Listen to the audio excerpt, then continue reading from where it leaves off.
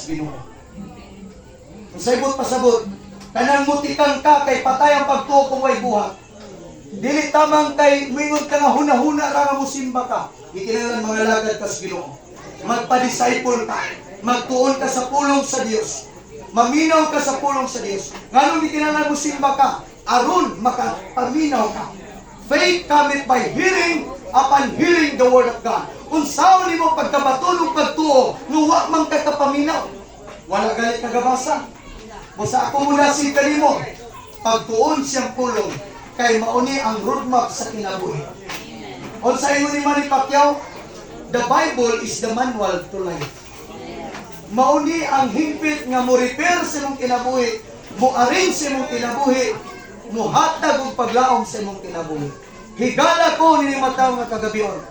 Manghinaot ko nga imo ning giseryoso sa pagpaminaw. Ni abi sa iyong lugar aron sa pagpukaw kanimo. Wala ko na sayo kung ikaw karon. Ikaw ba ang tao karon nga wala kay panahon sa Ginoo? Buros na panginabuhi, wa may sayop panginabuhi. Ang sayop niya nga sige na kag panginabuhi, wa kay panahon sa Dios. Bisan galit sa imong katulugon, wa na galit kay pagpasalamat. Bisan galit sa imong pagmata sa sayong kabuntagon, wala na galit kay pasalamat. Wa pa ka nasayod nga sa matag adlaw nga tanan sa imong pagmata. Milagro na nga gi-extensionan ka sa Ginoo. Unsa na lang ka kung wa ka kamata, nga wa ka kalagad sa Ginoo. Higala, sumala sa kong gingon, nga adunay puti ang langit. Mangutana ko nimo, anytime gikan karon kung mamatay ka,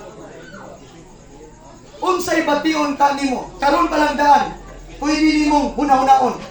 Unsa kay bation nimo, kung matubang na ka sa korte sa Ginoo.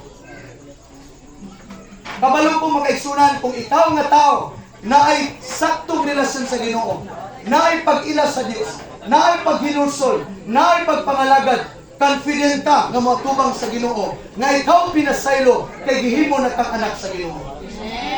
Unsay buhaton aron mahimo kang anak sa Dios? Simple lang. Sa Book of John chapter 1 verse 11 to verse 12. Ang bidawat kaniya gitagad katungod nga mahimong anak sa Dios. Kung anak ka sa Dios, iksuon makasalig ka nga ikaw panalipdan, ikaw luwason, ikaw protektaan kay anak ka sa Dios. Busa karong orasa, siguradua nga mahimo kang anak sa Dios. Unsay buhaton? Si Kristo imong angkunon nga siya ang imong manuluwas. Si Jesus gitawag sa the Son of God. So kung si Jesus naa nimo, nagkinabuhi ka ni Jesus sa samang pagi, you will be so called the Son of God. Nga naman, tungod ni Kristo, dili tungod nimo. Kinsagot ta, di ta ngayon na imong anak sa Dios. Kay makasasala kang tanan apan tungod ni Kristo. Amen. Tungod ni Kristo nga imong giangkon, imong gituan. Tungod ni Kristo sa imong usab sa dagat sa imong kinabuhi. Sa 2 Corinthians 5 verse 17, si bisan kinsa nga nakang Kristo, bag-o na siyang binuhat, ang daan mangagi o ang bago magsig pangabot. Unsay but pasabot, dili man dayon diya ka mausab, apan hinay-hinay, slowly but surely. Amen. Kung ikaw adik-adik ka, di man dayon diya dayon, posible, pwede. Pero kung di pa rin mo kaya, hinay-hinay. Amen. Pras na ko kanet ko, di dalim. Usa ko nga performing arts sa Cagayan de Oro. Naadik usab kog sayaw, musayaw kog bar, gatpuryog gatudlo kog sayaw, magbuntag og inom, dili-dali biyaan ako. Hinay-hinay. Apan sa diya nga na-encounter nako si Jesus, ang gahom ni Jesus, kaya di ay usabon ang atong kinabuhi. Palakpakan nato si Jesus.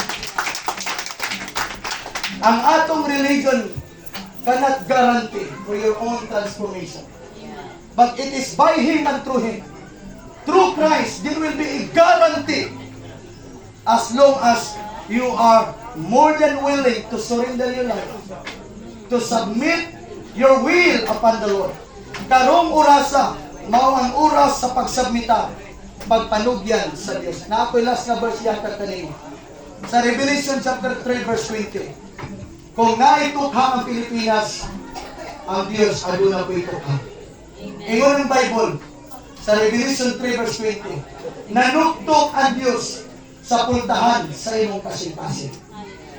Si bisan kinsa nga moabri niini, musulod ako og makiksalo kaniya.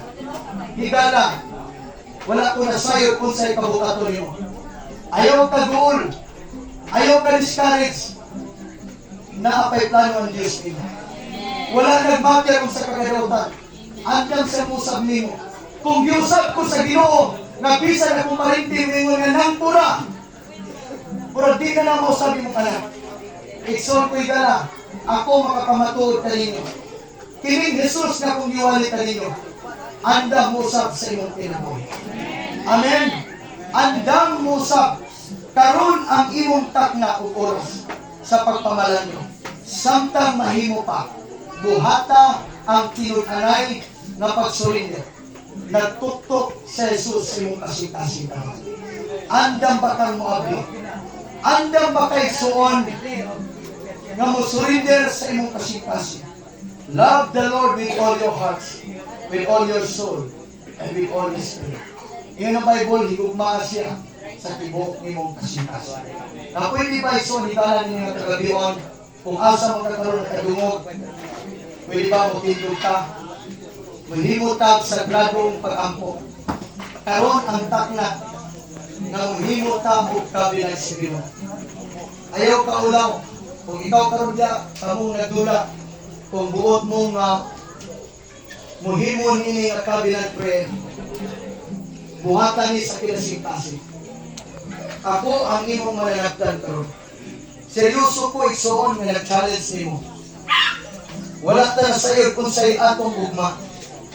Apan karon palandaan angay kang masayod. Na pinaagi kang Kristo na atay hingpit na assurance.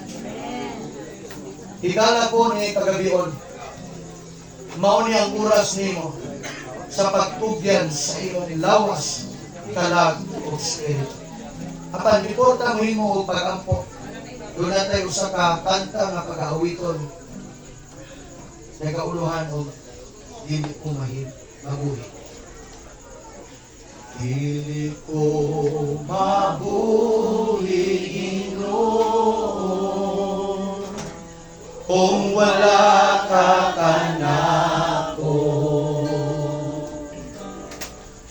Nagkaguliyang ang kinabuhi ko, kung malayo ako kanimo. Ang imong pulong maoy akong kadato. Alam ka na kung labaw ka sa tanan, ikaw ang akong katagawan.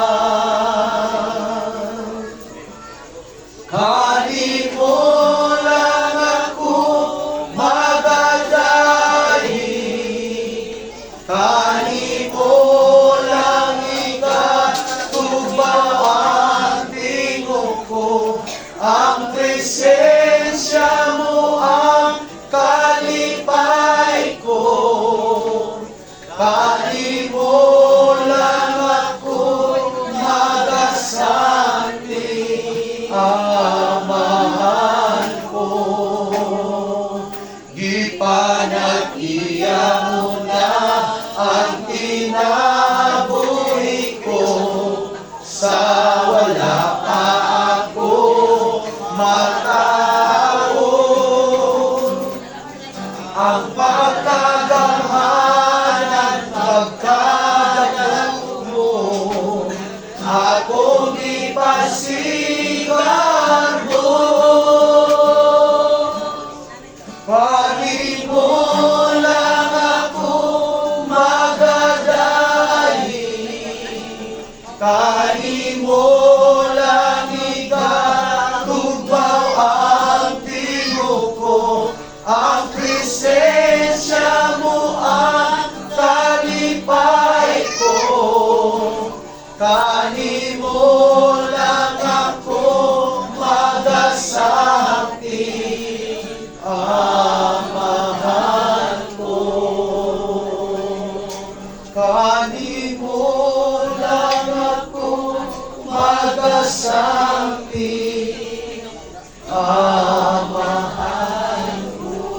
Higala ko, nilimataw ka kagabion.